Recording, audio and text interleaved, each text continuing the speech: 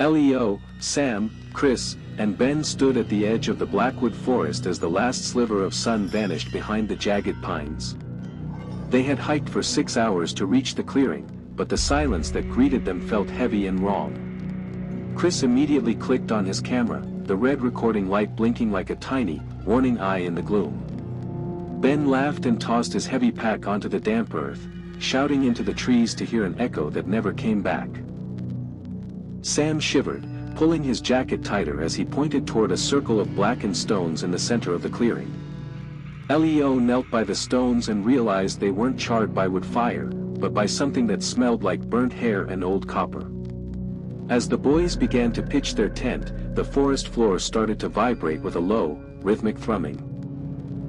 Chris looked at his camera screen and screamed because the infrared sensor showed 4 tall, spindly figures standing directly behind them, even though the clearing looked empty to the naked eye. Ben spun around with his knife drawn, slashing at the empty air, but his blade passed through a cold mist that tasted like graveyard dirt.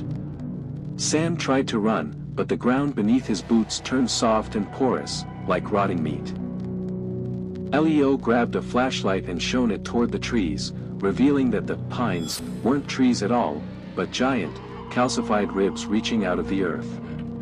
The boys huddled together as the ground began to rise, tilting them toward a massive, dark fissure that opened in the center of the clearing. They realized too late that they hadn't hiked into a forest, but onto the chest of something ancient that was finally waking up. As the ribs closed over them like a cage, the last thing the camera recorded was the sight of their own shadows stretching out and walking away into the dark without them.